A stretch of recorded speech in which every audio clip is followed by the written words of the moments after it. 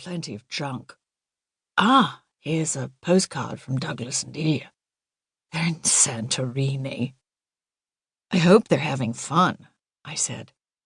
Douglas was Derek's oldest brother and a general in the British Army. His wife Delia was lovely and had a wonderful dry wit.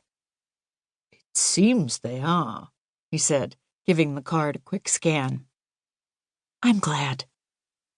Alex is doing well, by the way, he said, speaking of our down-the-hall neighbor. She promises she'll be by shortly with cupcakes in honor of our homecoming. That got my attention. Cupcakes? For real? I saw them with my own eyes. Alex Monroe had offered to collect our mail while we were gone and also to keep an eye on our place. As a former CIA operative, she was handy when it came to security issues. She was also the high-powered head of her own company and enjoyed baking cupcakes to relax. She really was the best kind of neighbor in every way. Derek set the postcard down on one of the piles he'd created and continued perusing the stack.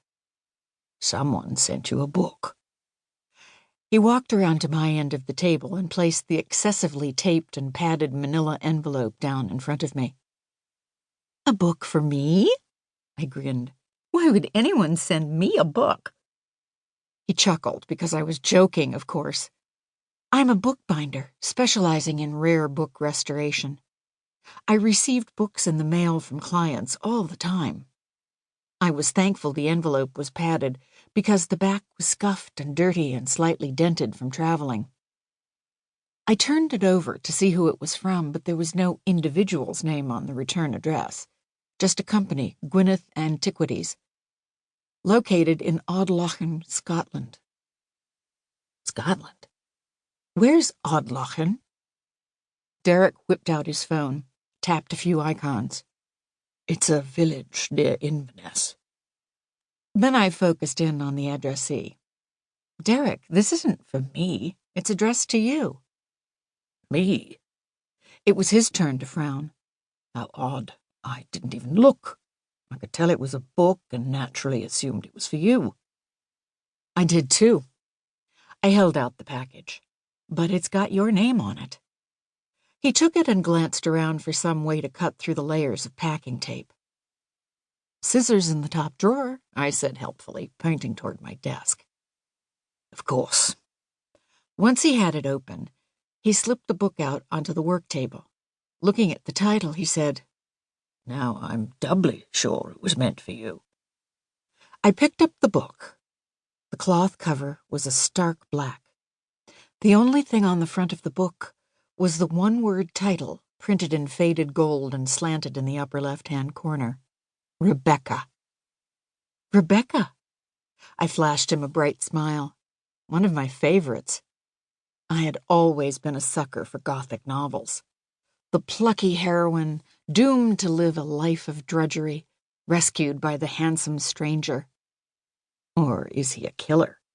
Dark and moody, romantic and suspenseful.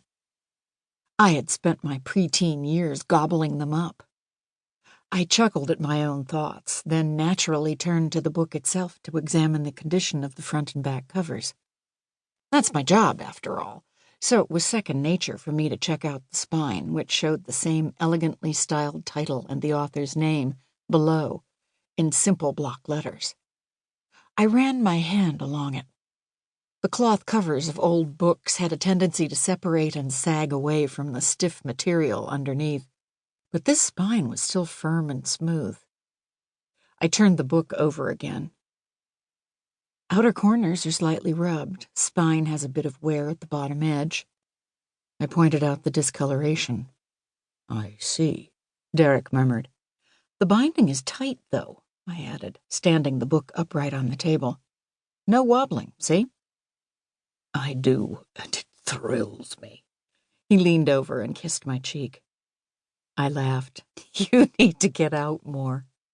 He picked up the book and studied the cover. Can you fix the discoloration? Of course, but I won't do anything until we find out who sent it to you and why. Yes. He handed the book back to me. Why, indeed.